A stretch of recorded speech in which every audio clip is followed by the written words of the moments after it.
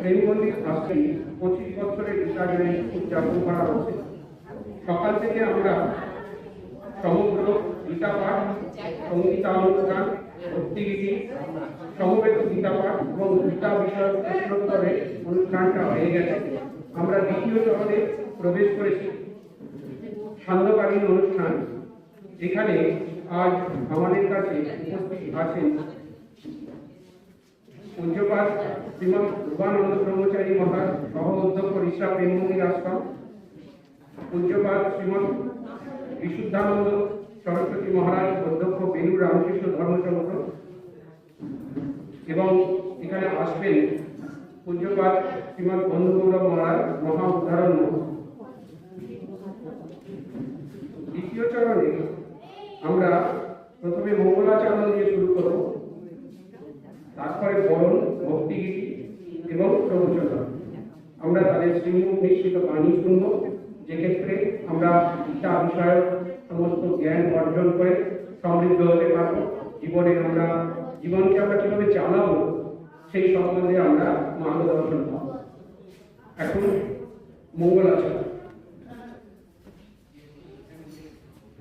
মঙ্গলাচরণ করছেন পূজ্যপাদ শ্রীমৎ ধ্রুবানন্দ ব্রহ্মচারী মহারাজ, সহসভাপতি, প্রেম মন্দির আশ্রম, বিশ্বভারতী।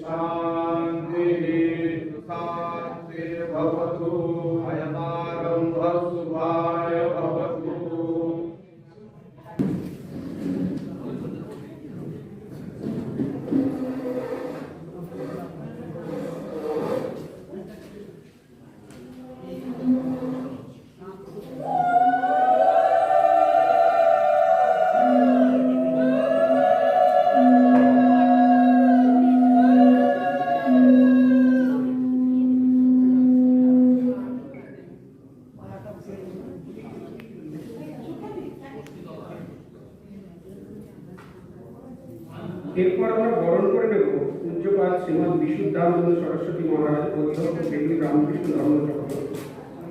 শ্রী প্রণব রক্ষী বরণ করে নিচ্ছেন ওনাকে।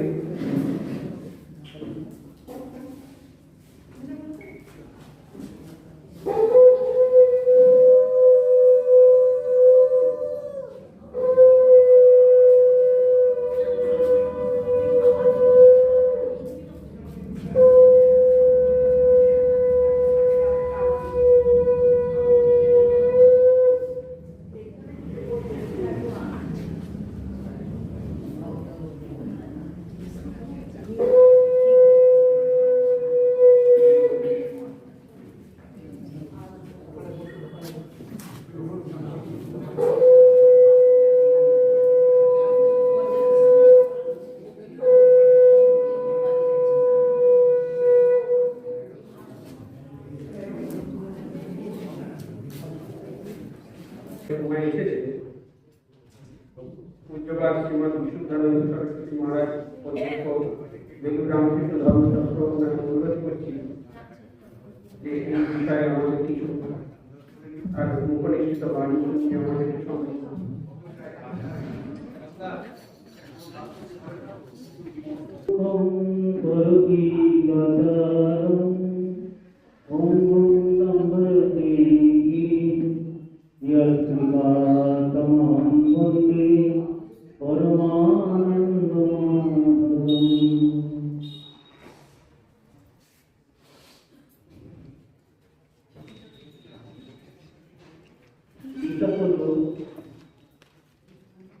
পারফেক্ট ম্যানুয়াল অফ আমরা কোনো সামগ্রী যদি ইলেকট্রনিক সামগ্রী কিনে নিয়ে আসি তার সঙ্গে একটা ম্যানুয়াল আছে, অর্থাৎ সেটা কিভাবে চালাতে হবে।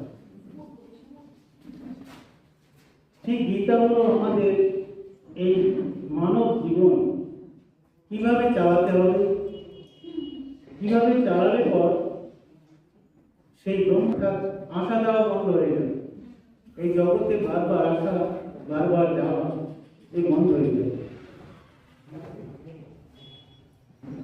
ভগবান কিন্তু সৃষ্টি যখন করেছে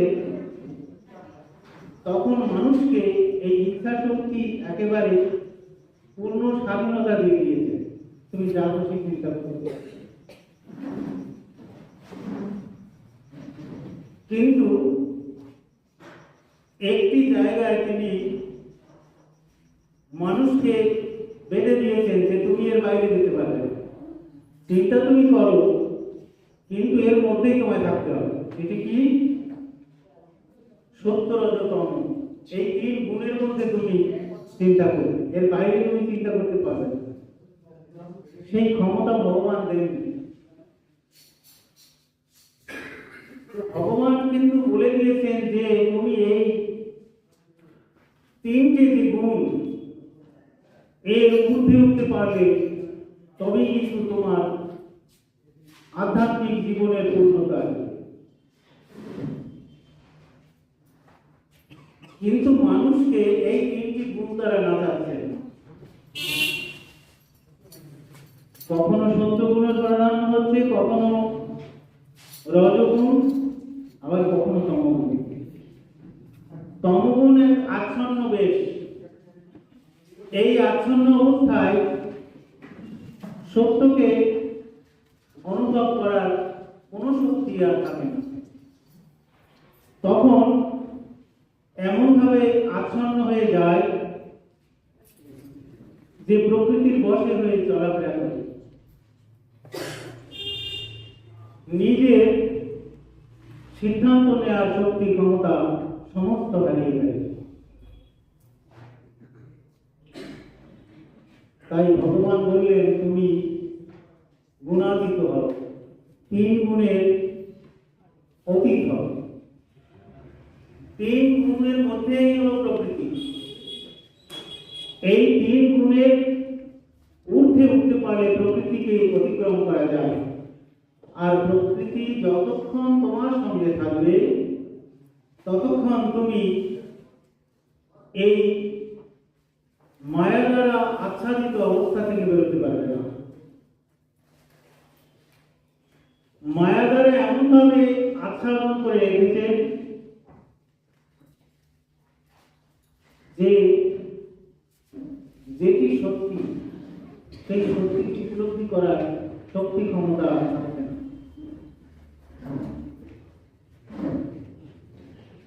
আমরা সাধারণত একটি কথা বেদান্তের মধ্যে পাই, ব্রহ্ম সত্য জগৎ মিথ্যা। দেখুন আমাদের একটা প্রশ্ন উঠেই যায়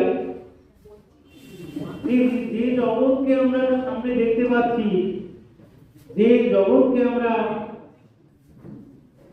অনুভব করতে পারছি, সেই জগৎ কি করে মিথ্যা?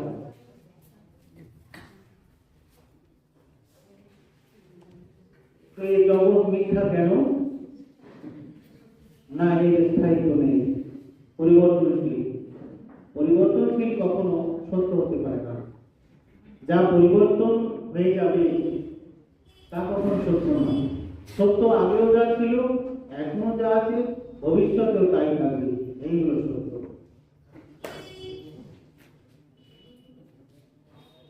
তো ভগবান বলেছে 4 ধরনের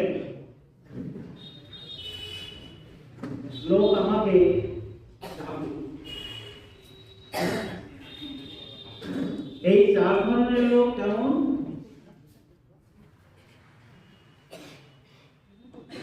আর্ত। আর্ত যে আর্ত হয় সে ভগবানকে ডাকে।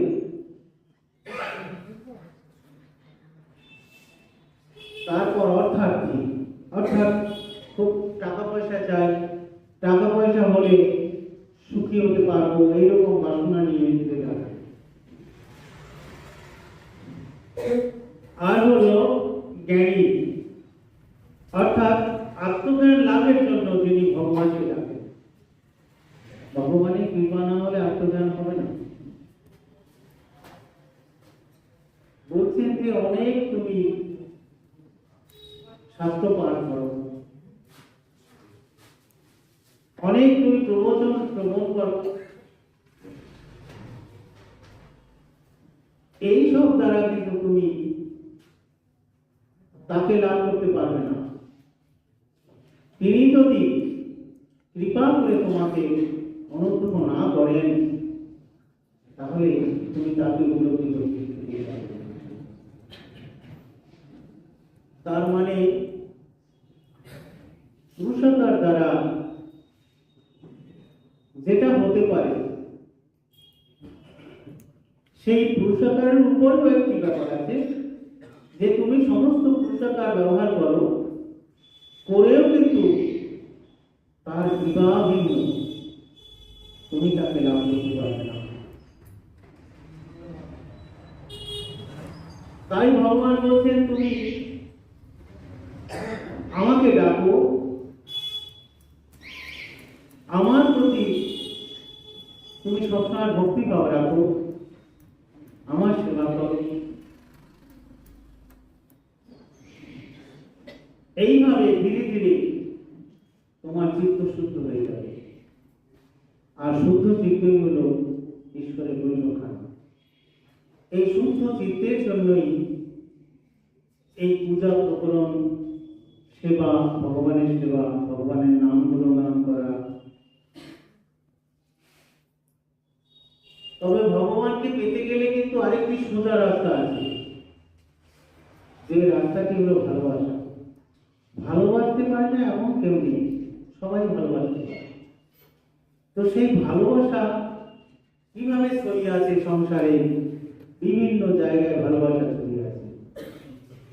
এই ভালোবাসা যদি কিঞ্চিত ভগবানকে দিতে পারে, তাহলে কিন্তু ভগবান মৃত হয়ে যাবে, ভগবান ধরা যায়।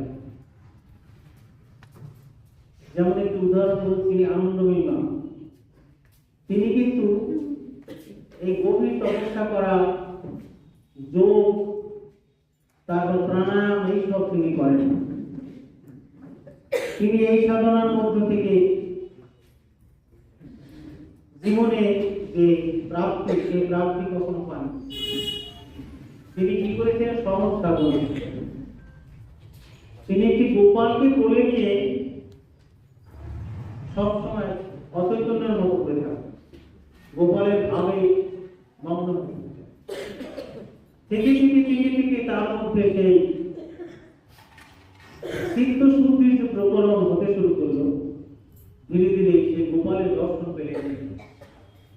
আর গোপালের যখন দর্শন পেলেন, তখন হলেন মা আনন্দময়ী, যা মুখ থেকে বলছেন সব শাস্ত্রের কথা, উপলব্ধির কথা, গভীর জ্ঞানের কথা। অনেক সাধনা করে যে তত্ত্ব উপলব্ধি হয়, সেই তত্ত্ব তার মুখ থেকে বেরোয়।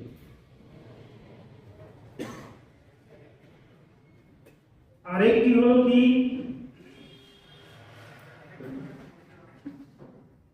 যে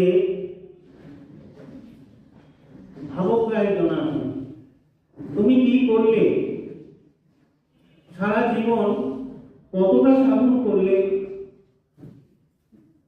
তা কিন্তু ভগবান দেখবেন না। মেনে সাধন করে তুমি কোন ভাব অর্জন করবে, এই ভাবটি তিনি দেখবেন।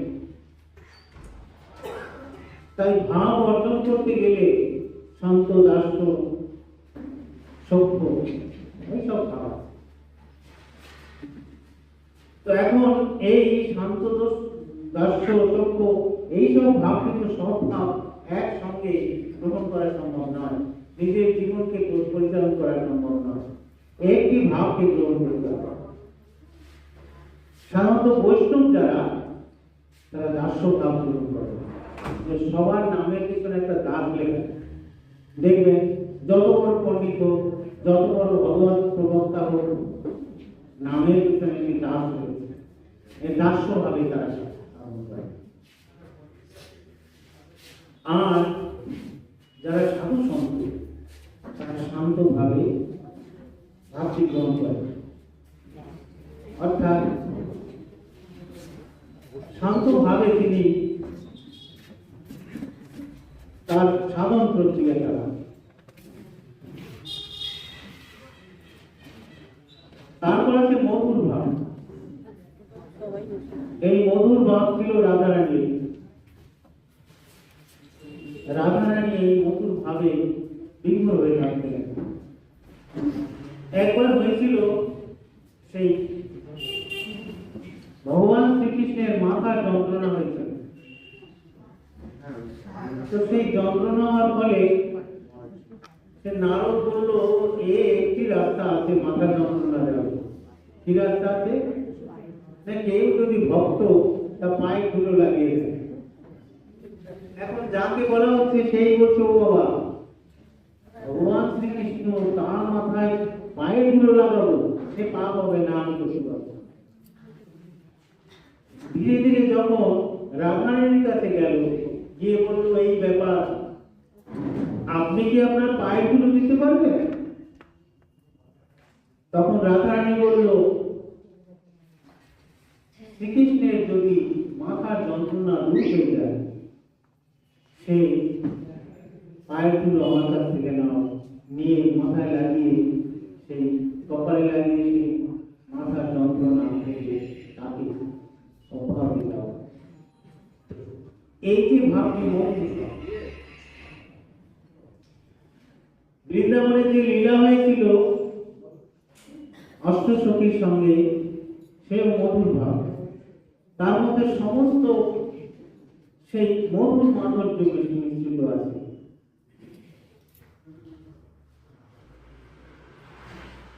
মা যশোদা তিনি তার সন্তানকে কোলে নিয়ে যে লীলা করেছেন, যে লীলা অংশগ্রহণ করেছেন ভগবানের সঙ্গে, সেটি কিন্তু একটু ভাব। এই যে ভাব, এই ভাবটি কিন্তু মা সন্তানের ভাব। মায়ের যেমন সন্তানের প্রতি ভাব থাকে, ভালোবাসা থাকে, ঠিক তেমন ভাব। তো জীবনে একটি ভাবকে গ্রহণ করতে হবে, আর সেই ভাবটি গ্রহণ করে চলতে হবে। এখন যদি প্রশ্ন হয়, না আমি তা পারবো না, আমার দ্বারা তা হবে না, এই নেগেটিভ ভাবকে পরিত্যাগ করতে হবে, জীবনে পজিটিভ ভাব আনতে হবে। নেগেটিভ ভাবে পরিবর্তন কেন? আমরা মনের শক্তিকে বিভিন্ন ভাবে অপচয় করে থাকি, যার কোনো সোজা একটি বাংলা ভাষায় বলে মাথামুখি নেই, এমন ভাবে অপচয় হয়। এই অপচয় হতে হতে তখন সেই মনের দ্বারা নেগেটিভ ভাবকে জীবনে গ্রহণ করা হয়, পজিটিভ ভাব আসে না। তাই পজিটিভ ভাব আনতে গেলে ভগবত কথা শ্রবণ, ভগবত চিন্তা, ভগবত ভাবে বিমূঢ় থাকা, এইভাবে পজিটিভ ভাব জীবনে আসে। আর সব থেকে বড় কথা হলো, বেশিরভাগ লোক সেই গোমরা মুখে বসে থাকে, মানে মুখটা কোনো আনন্দ নেই, হাসি নেই, কিছু নেই, একেবারে কি বলবো যে সেই লক্ষ্মী, মা লক্ষ্মীর পাশে প্যাঁচা। তো মা লক্ষ্মীর পাশে যে প্যাঁচা থাকে, মা লক্ষ্মী ধনের অধিকারী, তার পাশে যে বসে আছে সে হলো প্যাঁচা। এই প্যাঁচার ভাব কখনো নিও না। প্যাঁচার ভাব নিয়ে কিন্তু সে মা লক্ষ্মীর বাহন হওয়া যায়, কিন্তু সচ্চিদানন্দ ঘন সে ভগবানের সান্নিধ্য পাওয়া যায়। ভগবানের সান্নিধ্য পেতে গেলে মুখে একটুখানি হাসি লাগিয়ে দেবে সবসময়। এই যে আনন্দ ভাব, এই আনন্দ ভাবটি কিন্তু সেই পরমানন্দের দিকে নিয়ে যাবে। নেগেটিভ ভাবকে পুরো কাটিয়ে পজিটিভ ভাবে জীবন করে দিতে, আর পজিটিভ ভাবের খুব প্রয়োজন। সাধন পথে এগোতে গেলে পজিটিভ ভাব না থাকলে সে কোনো এনার্জি পাবে না, সে সাধনে বসতে চাইবে না, সাধনে কোনো আনন্দ পাবে না, সাধন কি বুঝতেই পারবে না। যন্ত্রের আলুর মতো থেকে কখনো উপলব্ধি হয় না। উপলব্ধি হয় যেমন অনেকে গুরুমন্ত্র নিয়েছে, জপ তপ করছেন, কিন্তু দেখা যাচ্ছে কিছু হচ্ছে না। তার কারণ হলো কি, জপের সময় যার জপ করছেন তাকে কিন্তু দেখার চেষ্টা করছেন, তার চিন্তা করছেন না, যন্ত্রের মতন করে যাচ্ছে। এইভাবে যন্ত্রের মতন করলে কিন্তু হবে না।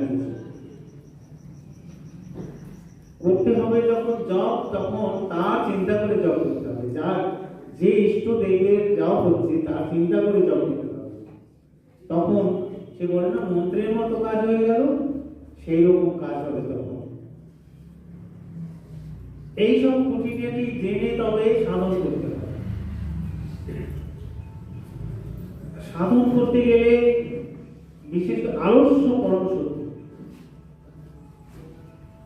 আলস্য এমন শত্রু যে সাধন করতে দেয় না, সাধন পথে এগোতে দেয় না। তাই আলস্য পরিত্যাগ করতে হবে। যেটুকু সময় করতে হবে সেটুকু সময় একেবারে নিখুঁতভাবে, কোনো রকমের বিঘ্ন থাকবে না, কোনো বিঘ্নের কথা মনে হবে না, এইভাবে করতে হবে। পুরো পজিটিভ ভাব নিয়ে করতে হবে। কিছুদিন অভ্যাস করলে দেখা যাবে যে মন ঘুরে গেছে, ওই নেগেটিভ ভাব থেকে পজিটিভ ভাবের দিকে পুরো ধাবিত হয়েছে, চলছে। কিন্তু অভ্যাস, ভগবান বলেছিলেন অভ্যাসে না তো বন্ধু, তুমি অভ্যাস করো। অভ্যাস করলে তোমার ধীরে ধীরে সেটি হবে। আর যদি অভ্যাস না করা হয় তাহলে সম্ভাবনা নেই। এই মানব জন্ম দুর্লভ, সব মহাপুরুষ বলে গেছেন মানব জন্ম দুর্লভ। তো সেই মানব জন্ম পেয়ে, দুর্লভ মানব জন্ম পেয়ে যদি সেই মানব জন্ম হেলায় চলে যায়, তাহলে অন্য কারোর ক্ষতি হবে না, যার জীবনটি হেলায় চলে যাবে তারই। তাই ভাবতে হবে যে মানব জন্ম সার্থক করার জন্য সেই একনিষ্ঠভাবে ভগবানকে ডাকতে হবে। একটু একটু করে প্রথম অল্প সময় করতে হবে, তারপর বাড়াতে হবে সময়। বাড়াতে বাড়াতে বাড়াতে বাড়াতে যখন ধীরে ধীরে তার সঙ্গে প্রেম হয়ে যাবে, তখন আর জোর করে বসতে হবে না, তখন জোর করে নিয়ে বসিয়ে নেশা হয়ে যাবে। সেই গিরিখোর মদ খেয়ে এসেছিল, বলেছিল যে ঠাকুর তুমি আমার ছেলে হয়েছ। তখন তখন ঠাকুর বললেন, তো ছেলে হতে যাও কেন রে শালা? তখন গিরিশ ঘোষ বললেন, তবে রে আমার সাহিত্য সময় এই বলে লুচি খাচ্ছিলেন তুলে দিল। বললো, আমার এই সাহিত্য খেতে হবে না, ওটো। তখন বললো, ওরে গিরিশ, অমন ফুলকো ফুলকো লুচি মাত্র 1.5 খানা খেয়েছি রে, এইগুলো উঠে গেল। এখন কথাগুলো কিন্তু সাধারণ মনে হচ্ছে, কিন্তু এর মধ্যে গভীর তত্ত্ব। বলে, ওরে গিরিশ, এক নেশার খোঁজ তুই পেয়েছিস, আর এক নেশার খোঁজ যখন পাবি তখন এই নেশার খোঁজ ছুটে যাবে। তো সেই নেশা হলো ভগবানের নামের নেশা, ভগবানের নেশা, ভগবানকে পাওয়ার নেশা। এই নেশায় যখন মানুষের মন একাকার হয়ে যাবে, তখন অন্য কোনো নেশা ভালো লাগবে না, অন্য সব কিছু মনে হবে রান্নায় যদি কন্যা দেওয়া হয় তার সাবধান যেমন হয় দেখে দিতে হবে। তাই যা কিছু করতে হবে নিখুঁতভাবে এবং একনিষ্ঠভাবে। নিষ্ঠা খুব জরুরি। নিষ্ঠা হলো সেই সাধন পথে টিকে থাকার একটি অবলম্বন। নিষ্ঠা নিষ্ঠা না থাকলে কিন্তু সাধন পথে টিকে থাকা যাবে না। তাই নিষ্ঠাবান হতে হবে, যা কিছু করতে হবে নিষ্ঠার সঙ্গে করতে হবে। ভগবান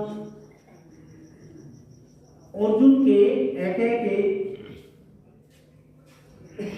18টি অধ্যায়ের বেশিরভাগ অধ্যায় ভগবান বুঝিয়ে দিলেন, কিন্তু অর্জুন বুঝছে না, বুঝতে পারছে না। আত্মতত্ত্ব বোঝালেন 2য় অধ্যায়। এই তত্ত্বগুলো অনেক তত্ত্ব বোঝালেন যে জ্ঞানাগ্নি যখন জ্বলে তখন সমস্ত কর্ম ভস্ম হয়ে যায়। কিন্তু এত কিছু বোঝাবার পর অর্জুন কিন্তু বুঝতে পারছে না। তখন ভগবান বললেন যে তোমায় একে একে সব বোঝানো হয়েছে, তবু তুমি কেন বুঝতে পারছো না? তখন অর্জুন বললেন, প্রভু আপনার সেই বিশ্বরূপ আমায় আমি দেখতে চাই। তখন সেই বিশ্বরূপ এমনি আমাদের এই চোখে দেখতে পারে। তাই ভগবান তাকে অর্জুনকে বিশ্বরূপ দিয়েছিলেন, তুমি বিশ্বরূপ দর্শন করতে পারবে। যখন বিশ্বরূপ দেখালেন তখন দেখতে পেলেন যে যাদের মারব না বলে আমি গান্ডি ফেলে দিয়েছি সেসব মরে আছে সব। ভগবানের মধ্য থেকে সমস্ত কিছু বেরিয়ে আসছে, আবার ভগবানের মধ্যে লয় হয়ে যাচ্ছে। বিশাল ভগবানের রূপ, সমস্ত সৃষ্টি স্থিতি প্রলয় সমস্ত কিছু ভগবানের দ্বারা হচ্ছে। যখন এই বিশ্বরূপ দর্শন হলো তখন অর্জুনের বিশ্বাস হলো, বিশ্বাস পেয়ে এলো ভগবান যা বলছেন। আগে কিন্তু ভগবানের যে এই বিশাল শক্তি, বিশাল ক্ষমতা, এই ধারণা অর্জুনের ছিল না। অর্জুনের যখন ধারণা হয়ে গেল যে ভগবানের বিশাল ক্ষমতা, বিশাল শক্তি, তার মধ্যে থেকে সমস্ত কিছু জন্ম হচ্ছে, সমস্ত কিছু সেই আওয়াজ পড়ে যাচ্ছে, লয় হয়ে যাচ্ছে, তখন অর্জুন বললেন যে আমি তোমার শিষ্য, তুমি যা বলবে তাই আমি মাথা পেতে দেব। তো গুরুর কাছে শিষ্যের এই থাকে সবসময় যে গুরুদেব আপনি যা বলবেন সেটি আমি মাথা পেতে দেব। গুরু আদেশ ও করে করে পালন করাই হলো কৃষ্ণের ধর্ম। তারপর গান্ডীব তুললেন, যুদ্ধ করলেন। কিন্তু একটি অদ্ভুত রহস্যের মধ্যে রয়েছে যে কুরুক্ষেত্রের যুদ্ধের সেই ভয়াবহ দৃশ্যের মধ্যে দুটি পক্ষ দাঁড়িয়ে আছে যুদ্ধ করার জন্য প্রস্তুত। এই ভয়াবহ পরিস্থিতিতে যে গীতা উপদেশ করলেন ভগবান,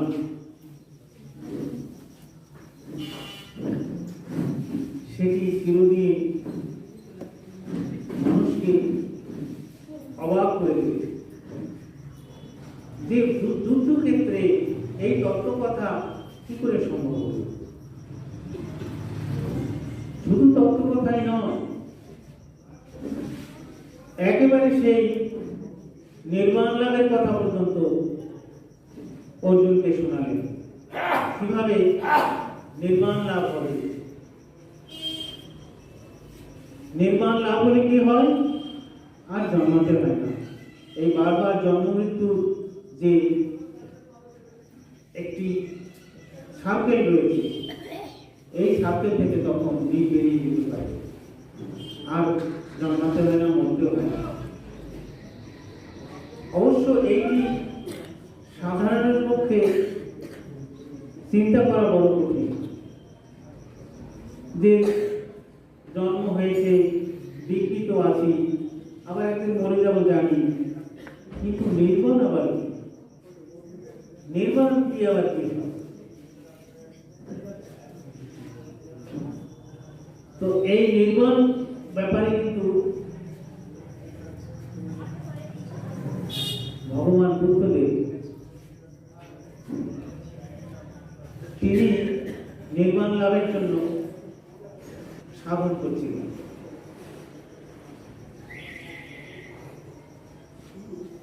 তো একটি সময় ভগবান বুদ্ধের চিন্তার মধ্যে এলো, আমি যে নির্বাণ লাভের জন্য সাধন করছি, এটি একটি বাসনা। এই বাসনা যতক্ষণ থাকবে ততক্ষণ আমার নির্বাণ লাভ করা সম্ভব নয়। উনি সেই রাতে নির্বাণ লাভের বাসনাও ত্যাগ করলেন। তখন স্থিতি অবস্থায়, সেই স্থিত অবস্থায় তিনি সেই নির্বাণ লাভ করলেন, নির্বাণ লাভের অবস্থায় চলে গেলেন। তাই উনি ওনার জীবনে বললেন যে বাসনা ত্যাগ, বাসনা ত্যাগই হলো নির্বাণ লাভের একমাত্র উপায়। আর ভগবান শ্রীকৃষ্ণ তিনিও বিভিন্ন জায়গায় বলেছেন যে তুমি এই বাসনা ত্যাগ করো। তোমার যতক্ষণ বাসনা থাকবে ততক্ষণ জন্ম মৃত্যু হবে। বাসনা অন্ত হলে তবে জন্ম মৃত্যু বন্ধ হয়। এখন কেউ কি ভাবতে পারেন যে আমি বাসনা ত্যাগ করবো কি করে? বাসনা কিন্তু ওইভাবে ত্যাগ করা যায় না। বাসনা ত্যাগ করবো, সেটিও একটা বাসনা হবে। ত্যাগ করার জন্য যে সংকল্প, সেটি একটি বাসনা। তাহলে এভাবে তো বাসনা ত্যাগ হবে না। তাহলে কি হবে? গাছের গোড়ায় যদি জল না পড়ে ধীরে ধীরে পাতা ডাল কষ্ট, সেই জন্য বাসনার ইন্ধনগুলোকে আগে ছাড়তে হবে। ইন্ধনগুলো আমাদের চারিদিকে রয়েছে, বিষয় একটা চারিদিকে রয়েছে। এই ইন্ধনগুলো যদি আমরা ধীরে ধীরে মন থেকে ত্যাগ করতে পারি, তাহলে কিন্তু সেই যে বাসনার অন্তরায়, সেই অন্তরায় দূর হয়ে যাবে ধীরে ধীরে। একদিনে হবে না, ধীরে ধীরে। দেখা যায় বাল্য, তারপর কৈশোর, যৌবন, তারপর বার্ধক্য, এইসব জীবনে চলে আসছে। বার্ধক্যের সময় যদি কোনো বৃদ্ধ দাদুর কাছে গিয়ে জিজ্ঞাসা করা হয়, দাদু সারা জীবনে তুমি কি শিক্ষা পেলে, তখন বলবে, দাদু ভাই জানতাম না যে এইসব করলে আমি ফেসে যাব। যদি জানতাম একবার তাহলে আমি এইভাবে কাটতাম না, সমস্ত কিছু নিরর্থ হয়ে গেল। এখন কোনো কিছুর অর্থ নেই আমার জীবনে। সেই গাছের যেমন জল না দিলে ডালপালা শুকিয়ে যায়, বৃদ্ধ অবস্থা ওইরকম বাসনাগুলো ধীরে ধীরে ক্ষীণ হয়ে যায়। কিন্তু একটি জায়গায় বাসনা কিছুতেই ক্ষীণ হতে চায় না, সেটি হলো কি পেলাম না।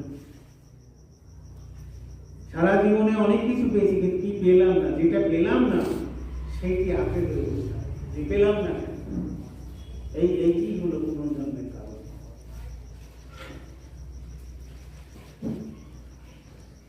তাই ভগবান বলছে, যা পেয়েছো তাতে সন্তুষ্ট থাকো, আর পাওয়ার আশা করো না, জীবন শেষ হয়ে যাচ্ছে, আর সময় পাবে না ভগবানকে ডাকা। এই যেটুকু সময় আছে জীবনে সেইটুকু সময় ভগবানকে ডাকবে।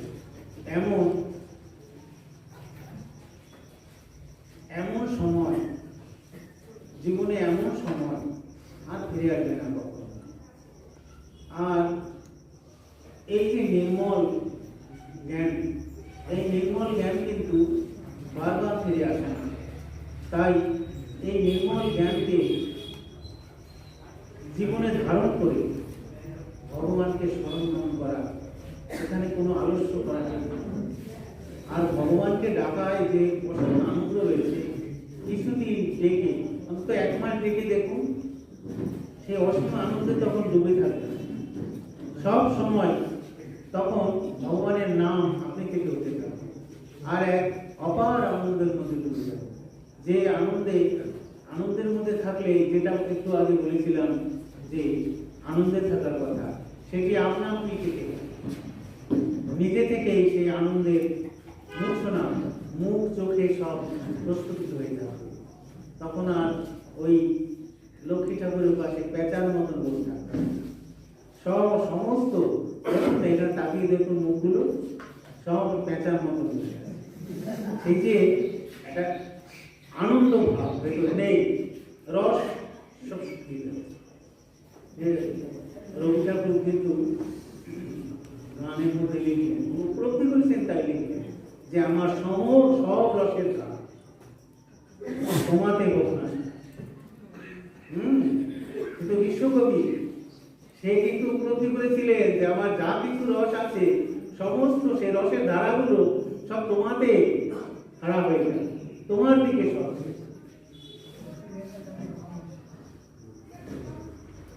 তো আমরা তো রসের ধারা খরচা করে নানা জায়গায় অপচয় শুধু অপচয়, সারা জীবন অপচয়।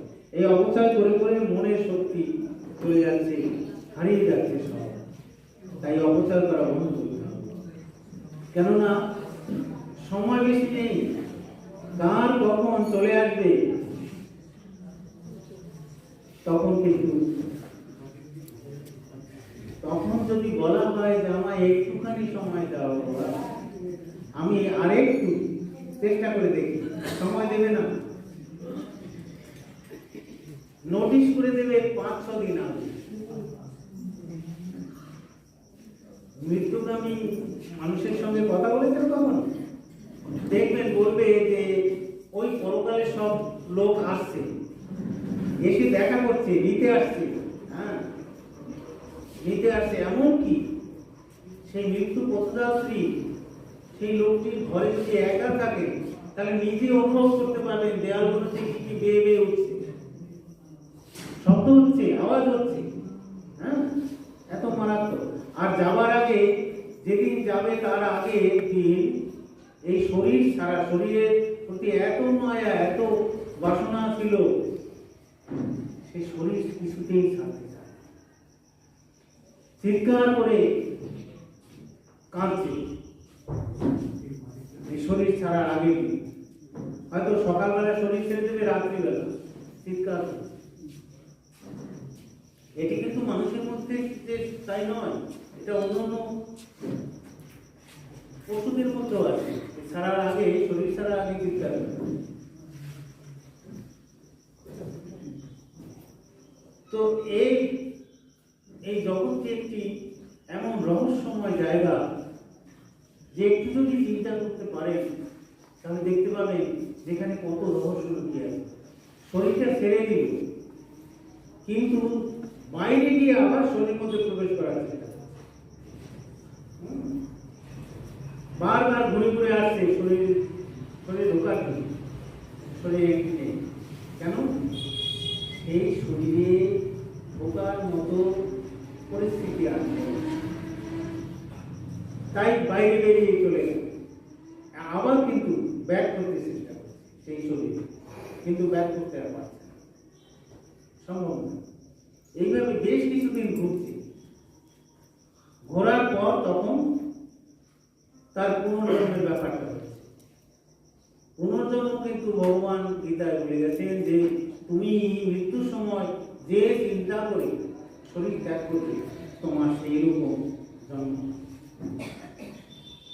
এখন তো কিন্তু প্র্যাকটিস করতে হবে যাতে এই মনুষ্য জন্ম এখন হয়েছে, পরে এই জন্ম থেকে স্খলিত না হয়ে যায়, অন্য কোনো জন্মের মধ্যে ঢুকে না যায়। তাই এখন থেকেই প্র্যাকটিস করতে হবে। ওই বলে গেছেন অভ্যাসের অভ্যাস করো, অভ্যাস করো। আর শ্রীকৃষ্ণের কথা গীতায় প্রত্যেকটি জায়গায় যা কথা বলে গেছেন একটু চিন্তা করে দেখবেন। আচার্য শঙ্কর বলেছেন ভগবত গীতা কিঞ্চিত গীতা, ভগবত গীতা কিঞ্চিত করে একটু একটু করে তুমি ধীশক্তি দ্বারা বোঝার চেষ্টা করো, তাহলে দেখতে পাবে একদিন তুমি গীতার যে জ্ঞান, সেই অদ্ভুত জ্ঞান অগ্নি তোমার মধ্যে প্রজ্বলিত হলে সমস্ত বাসনা, সমস্ত এই যে কর্ম পুরে ছাই হয়ে যাবে। এই জ্ঞান যদি, গীতার জ্ঞান যদি শরীর খেলা জলে, সেই এমনি তো জ্বলবে না। জ্বলেছে কেন না? জ্বলেনি। তো একটু একটু করে কিঞ্চিত গীতা, একটু একটু করে রোজ গীতার জ্ঞান করে নিতে হবে। একবারে এই জ্ঞান ঢুকবে না, এই বিশাল ব্যাপার, বিশাল। এই জ্ঞান একবারে ঢুকবে না, কিঞ্চিত গীতা একটু অল্প অল্প করে রোজ এই জ্ঞান ভেতরে নিতে হবে। এই জ্ঞানের প্রতি যখন ভালোবাসা এসে যাবে, শ্রদ্ধা এসে যাবে, এই জ্ঞান আহরণের জন্য যখন চিত্ত ব্যাকুল হয়ে যাবে, তখন দেখা যাবে এই জ্ঞানের প্রকাশ করে। তখন নিজেকে অদ্ভুত মনে হবে যে আমি কি ছিলাম, এখন কি আছে। তাই এই গীতা জ্ঞান ভগবান সারা বিশ্ববাসীকে দিয়ে গেছে। আপনারা কতটা খোঁজ রাখেন জানি না, আরব দেশে এখন গীতা অনুবাদ করে তারা পড়াশোনা করছে। পাকিস্তানে তারা এই গীতা পড়ে এত অবাক হয়ে, গীতায় যে জ্ঞান রয়েছে এই জ্ঞান তো আমাদের ধর্মের কোনো গ্রন্থে নেই। আমাদের ধর্মের গ্রন্থে মারামারি, কাটাকাটি, এগুলো মারো, ওকে মারো, এই সমস্ত শেখানো হয়। আর এই গীতার জ্ঞানের মধ্যে কিরকম শ্রীকৃষ্ণ বলে দিয়েছেন যে এতগুলো পথ আছে, এতগুলো মত আছে, আমি কিন্তু তোমাদের বলছি না তুমি এইটা করো, তোমার পূর্ণ স্বাধীনতা রয়েছে। তুমি এই জ্ঞানের যে কোনো একটি জ্ঞান তোমার ভিতরে নিয়ে জীবনকে প্রস্তুত করো, জীবনকে ধন্য করো। তো তারা তো বিধর্মী, তারা আমাদের এই গীতা গ্রন্থ মানবে এমন কোনো তো গ্যারান্টি নেই। কিন্তু দেখা যাচ্ছে নেটের মাধ্যমে দেখা যাচ্ছে যে তারা গীতার জ্ঞান কত নিবিড়ভাবে জীবনে গ্রহণ করার চেষ্টা করছে। অনেকে তো ছেড়ে দিয়েছে, মুসলমান ধর্ম ছেড়ে দিয়েছে। কেন? বলছে এই ধর্ম সারতত্ত্ব নেই, অসার, ছেড়ে দিয়েছে। ছেড়ে দিয়ে সেই হিন্দু ধর্মের আচরণ গ্রহণ করছে। সৌদি আরবে কিন্তু গীতা পাঠ্য করেছে, মহাভারত পাঠ্য করেছে, তারপর রামায়ণ পাঠ্য করেছে। এই সমস্ত দেশে এই হচ্ছে, তারপর রাম মন্দির হয়েছে সৌদি আরবে, সেখানে তারা রাম নাম করছে, কৃষ্ণ নাম করছে, নেচে নেচে। মুসলমানরা নেচে নেচে কৃষ্ণ নাম করছে। এখন আমাদের ভাবনার একটা সময় এসেছে, ওরা যদি বিধর্মী হয়ে তারা কৃষ্ণ নাম করতে পারে, তা আমরা হিন্দু হয়ে কেন করতে পারবো না? আমাদের লজ্জা কিছু, নেচে নেচে কৃষ্ণ নাম করতে। তার মানে কৃষ্ণের মধ্যে যে একটা রস আছে, সেই রস কিন্তু যতক্ষণ না অনুভব হবে ততক্ষণ কিন্তু ওইভাবে করা যাবে না। সেই রস হলো অনুভব করে। পাকিস্তান তো অবাক হয়ে যাচ্ছে যে সৌদি আরব যেখানে তীর্থ করতে যায় সেখানকার মুসলমানরা এইসব করছে। এরা ভাবছে এই আমাদের গেল সব কিছু।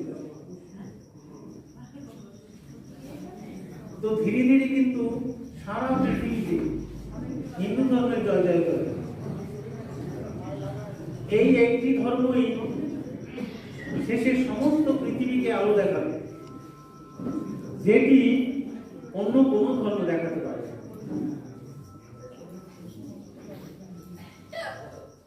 তো আজকে যেটি সব থেকে গুরুত্বপূর্ণ কথা, সেটি হলো স্মরণ মননে রাখতে হবে। তাকে স্মরণ মননে যদি না রাখা যায় তাহলে কিন্তু সহজ হবে না। স্মরণ একটু সময় দিতে হবে। সমস্ত কাজের সময় আছে, কিন্তু এই কাজের সময় নেই। কেন না? সেই জব করতে বসলে তখন বাজার হবে কি চিন্তা হবে, কিন্তু বলছে না, তুমি আগেই চিন্তা করো যে আমি জব করতে বসেছি, এখন কোনো চিন্তা করা আমার উচিত। তুমি যদি এইভাবে সংকল্প করো তাহলে তোমার অন্য চিন্তা আসবে না, অন্য চিন্তায় ডিস্টার্ব হবে। তো অনেক কথা হলো, দু একটি কথা যদি জীবনে গ্রহণ করা যায় জীবন ধন্য হয়ে যাবে। আর প্রথমেই তো বললাম গীতা হলো হিউম্যান লাইফ ম্যানুয়াল। এই গীতার প্রত্যেকটি পাতায় পাতায় জীবন কিভাবে চলবে, জীবনে কি কি করা উচিত, কোন দিকে মনকে নেওয়া উচিত, মনকে কিভাবে বোঝাবে, মনকে কিভাবে বোঝালে পরম তত্ত্ব লাভ হবে, মনকে কিভাবে বোঝালে পর সেই মন দ্বারাই তত্ত্বজ্ঞানের সঞ্চার করে। আর সেই তত্ত্বজ্ঞান হলে পর এই জন্ম মৃত্যু সব খেলা বন্ধ।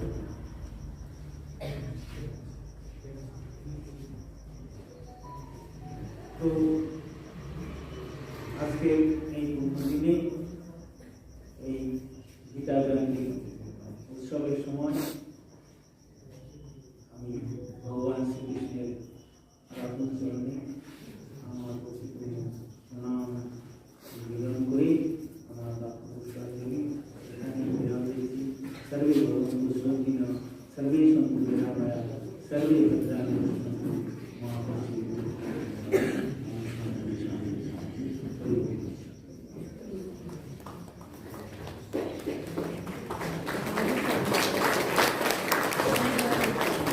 আমরা এখানে এসেছি সাধু সাধু বলে। তো মোবাইল অনেকেই এখন বেজে উঠছে, একটু যদি সাইলেন্ট করে নিয়ে আসেন তাহলে এই পরিবেশটা আরো ভালো গম্ভীর হয়ে ওঠে। আমাদের মধ্যে এখন উপস্থিত হয়েছে সূর্যপাত শ্রীমৎ বন্ধুগৌর মহারাজ মহা উদ্ধারণ মহা। ওনাকে বরণ করে নেবেন শ্রী নির্মাল্য চক্রবর্তী।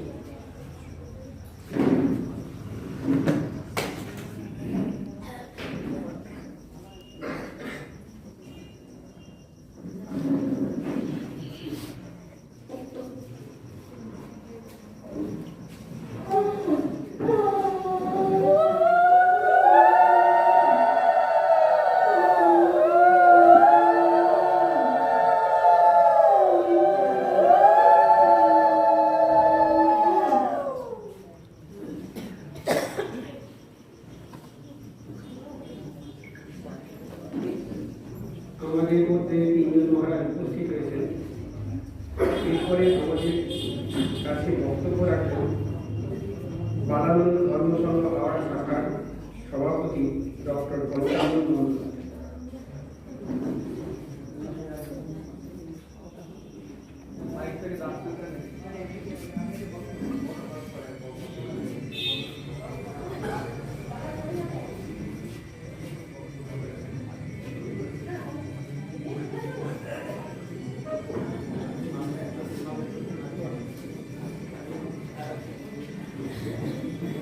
বক্তব্যটি এখন ঠিক অসময় হয়ে গেল।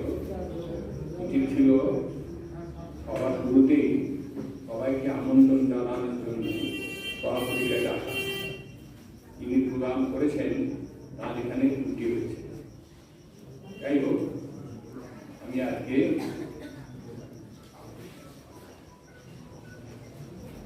জয়ন্তী উপলক্ষে বালানন্দ ধর্মসংঘের হাওড়া শাখার পক্ষ থেকে সমস্ত সুধী এবং মায়েদের আমি এখানে আমন্ত্রণ জানাচ্ছি।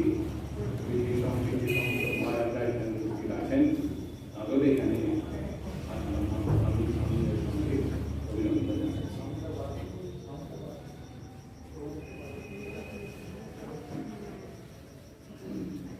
আজ জয়ন্ত উপলক্ষে এখানে স্বাগত হয়েছি, সমাবেত হয়েছি। এখানে আমাদের উপস্থিত আছেন ঋষা প্রেম মন্দির আশ্রমের সম্পাদক শ্রীমৎ নীলকরানন্দ ব্রহ্মচারী, এছাড়াও শ্রীমৎ যোগানন্দ ব্রহ্মচারী এবং বেলুর ধর্মচক্র থেকে শ্রীমৎ বিশুদ্ধানন্দ ব্রহ্মচারী মহারাজ এবং আমাদের আয়োজন উপস্থিত আছে বন্ধুরা। আজ থেকে প্রায় ৫,১২৫ বছর আগে এই গীতা উচ্চারণ করেছিলেন শ্রীকৃষ্ণ কুরুক্ষেত্র যুদ্ধে। সেইটা আমরা আগে পালন করে আসছি। কিন্তু মোটামুটি কথা হচ্ছে যে গীতার কথাটি গীত থেকে এসেছে। গীত বলতে সঙ্গীত। ভারতবর্ষের বিভিন্ন অঞ্চল, গ্রামাঞ্চল এবং শহরাঞ্চলে, বিশেষ করে উত্তরপ্রদেশ অঞ্চলে দেখছি এটি বিভিন্ন অনুষ্ঠানে এক একটি দলবদ্ধভাবে গানটি গাওয়া হয়। তাছাড়া আরেকটি কথা হচ্ছে যে গীতার যে বাণীগুলি আছে এগুলি অনেক মহাপুরুষ বলেছেন যে এটি যে অর্জন করতে পারে না, তার জন্য এটি যেন শ্রীকৃষ্ণ মুখে এদেরই একটা সংক্ষিপ্ত সার মনে করা হয়।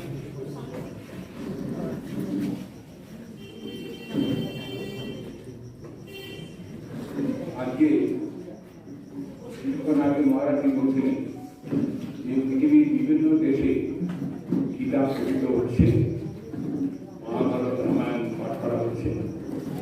কথাটা খুবই সত্যি।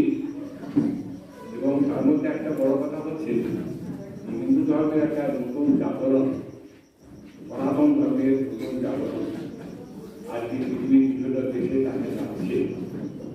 এর কারণ হচ্ছে যে হিন্দু ধর্মে বিশেষ কোনো দেবদেবীকে উপলক্ষ করে সনাতনীদের জীবন মুক্ত হয়। আমরা বিশ্বাস করি ধর্মে, বিশ্বাস করি পারস্পরিক আনন্দে, বিশ্বাস করি নিজেদের সুস্থ রাখা, সুন্দর রাখা এবং ঈশ্বরের উপদেশটাকে তার যে লিখিত আছে সেগুলোকে মেনে চলা।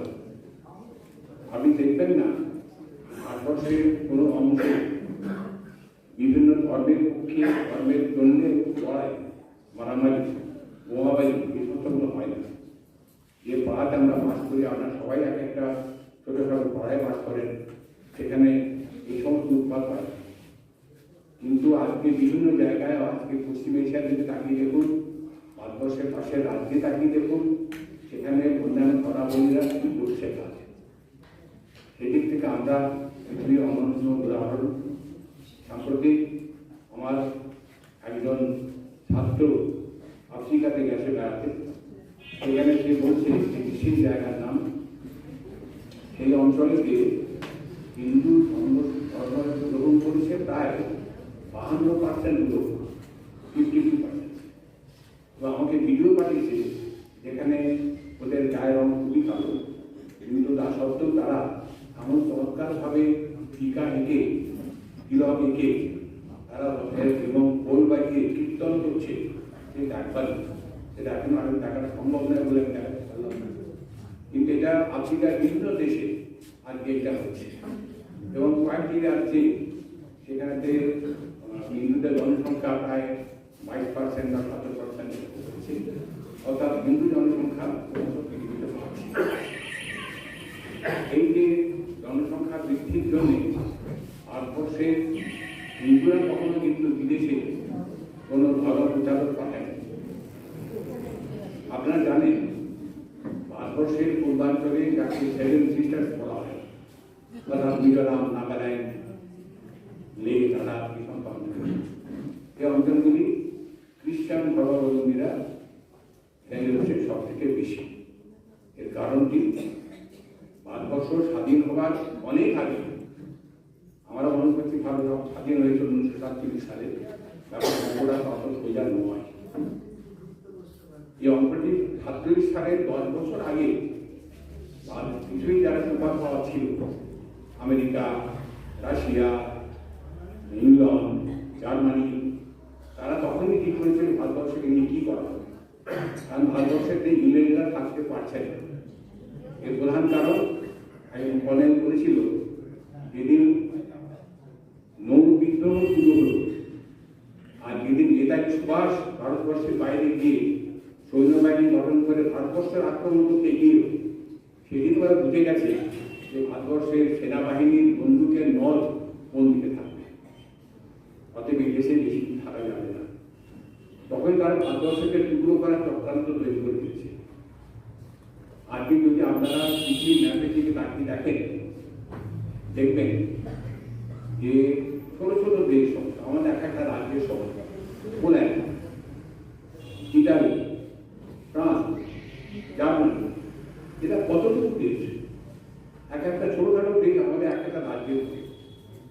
সেই জন্য তারা চায় না যে এত বড় ভূখণ্ডের মালিক ভারতবর্ষ, সেখানে হিন্দুরা থাকবে। সুতরাং হিন্দুদের শেষ করে দাও, এই মন্ত্রটা ইউরোপিয়ানরা অনেক আগে, আমরা তখন ভাবি না, আমরা তখন নিদ্রিত, আমরা ভারতবাসীরা নিদ্রিত, আজও নিদ্রিত আমরা। আজ আপনি জানেন না যে আপনার জন্য কি ভয়ঙ্কর বিপদ আপনার আশেপাশে অপেক্ষা করছে। আপনি যখন ঘুমিয়ে আছেন তখন আপনার বাড়িতে ডাকাতি হবে, আপনার মেয়ে যখন স্কুলে গেছে সে আর ফিরল না, আপনার ছেলে যখন কলেজে গেছে সে আমার রাত্রিবেলা 10টায় ফেরার কথা, সে তার 10 দিন ফিরল। তখন মায়ের মন, বাবার মন কি হবে সেটা আপনি থেকে তৈরি করে দিচ্ছে।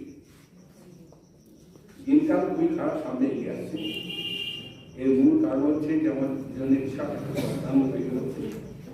আমরা বিভিন্ন দেশে আমরা হিন্দু ধর্মের প্রচারের জন্য লোক পাঠাই, কিন্তু একজন মহামানব আমাদের হিন্দু ধর্মের যে বিদেশে নিয়ে গেছেন, তিনি হচ্ছেন এসি ভক্তিবেদান্ত তীর্থ বা অভয় চরণ ভক্তিবেদান্ত তীর্থ। ঈশ্বরের মাধ্যমে তিনি পৃথিবীর বিভিন্ন দেশে হাজির হয়েছেন ভিক্ষুক অবস্থায়, প্রায় কমপক্ষ 3 অবস্থায়। কিছু ছেলেকে কীর্তন করতে রেখে হরে কৃষ্ণ যখন জপ করছেন রাস্তার ফুটপাতে বসে, তখন তারা তার সঙ্গ দিয়েছে।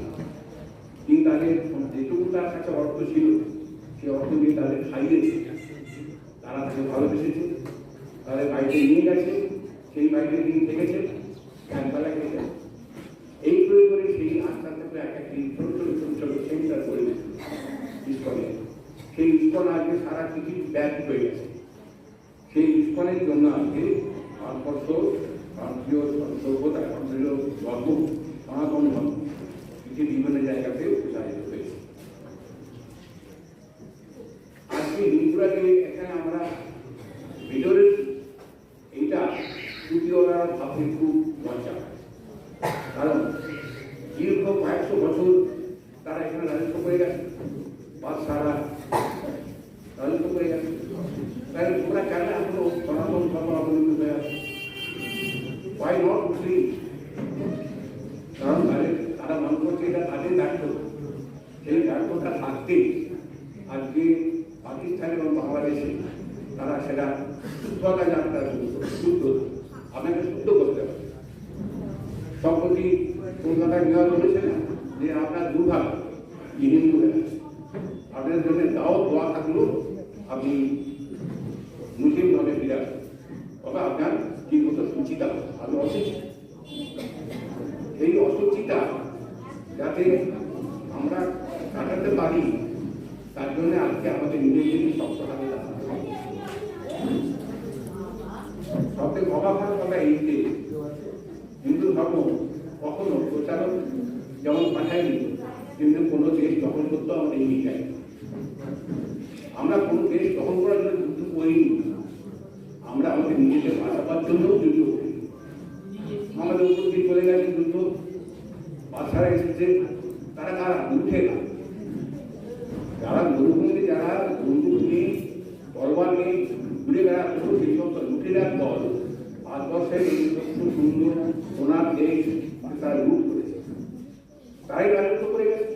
আমরা চুপচাপ দেখি, আনন্দ পেয়েছি। রাজস্থান কি করেছে? রাজস্থান তার ছেলের সঙ্গে তার মেয়ে দিয়ে দিয়েছে, মেয়ের সঙ্গে বাচ্চার দিয়ে দিয়েছে।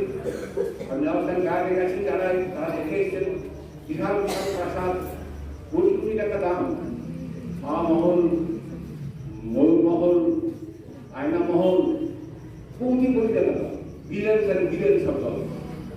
তারা সেগুলো রক্ষা করেছে নিজেদের সম্মান দিয়ে দিয়ে। এই হচ্ছে ভারতবর্ষের আসল পরিচয়।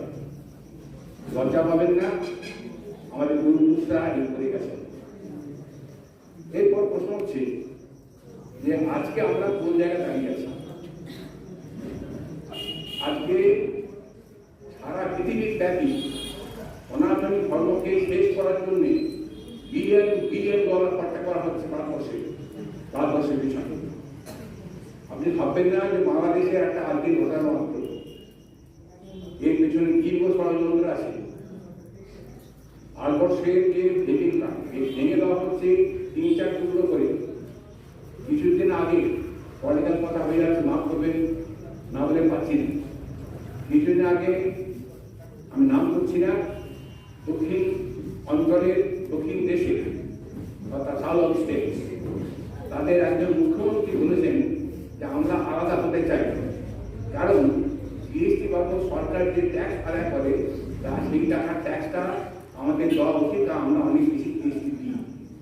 পশ্চিমবঙ্গ দেয় না, বিহার দেয় না, সুতরাং সেই ট্যাক্সটা পুরোপুরি আমাদের দিতে হবে, তা নাহলে আমরা পৃথক হই। আমাদের জোর করে হিন্দি চাপিয়ে দেওয়া হচ্ছে, আমরা মানি না। কি তাই বেশি ভালো লাগতো? তাহলে একটা সাধারণ স্টেটকে বলছে যে আমি কি ভারতবর্ষ থেকে আলাদা হতে চাই,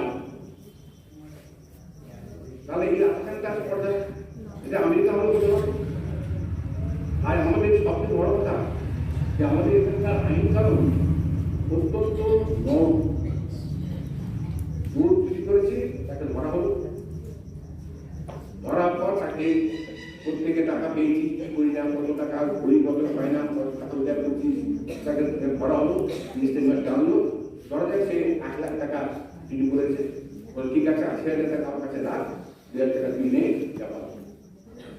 এটা ফ্যাক্ট।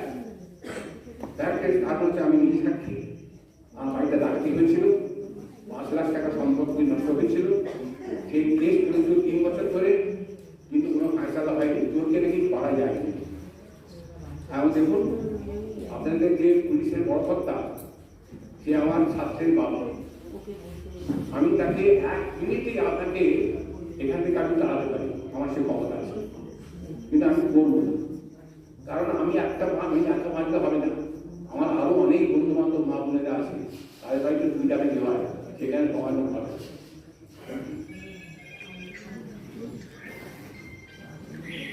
আজকে এই দিনের কথা ভারতবর্ষকে ভেঙে দেওয়ার চক্রান্ত করছে, তার ফলে কি হবে?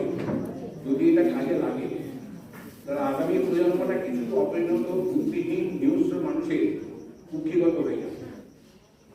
সেটা যদি না হয়, সেটা যাতে না হয় তার জন্য গীতার বাণীকে ভরসা করে প্রতিদিন নিজেকে সাবধান হতে হবে, শ্রীকৃষ্ণকে স্মরণ করতে হবে। আজকে একটি বিশেষ দিন। আজকে শ্রী মায়ের সারদা দেবীর আজকে 172তম জন্মদিন। সেই হিসেবে আমি মাকে শ্রদ্ধা জানাচ্ছি। আর সেই সঙ্গে আরেকটা জিনিস বলছি যে আপনারা নিজের ইতিহাসটা ভুলে যাবেন না। আপনারা বাবরের নাম, হুমায়ুনের নাম, আওরঙ্গজেবের নাম, তার বাবার নাম সব জানেন, কিন্তু আপনি জানেন না উদয় বসু বাবার নাম কি, উদয় বসু মায়ের নাম কি, বিনয় বাদল দীনেশ কোথায় থাকতো, তার কি নাম আপনি জানেন। এই থেকে আপনার সব থেকে বড় ভুল এবং সব থেকে অমার্জিন অপরাধ। এই অপরাধের শাস্তি আমাদের দিতে হবে ভালো পেরে সেদিন ইতিহাস। সাবধান হন, প্রতিদিন গীতাকে স্মরণ করুন, গীতার বাণীগুলোকে মেনে চলার চেষ্টা করুন। নমস্কার। যদি কোনো অপরাধ করে থাকি মাফ করুন।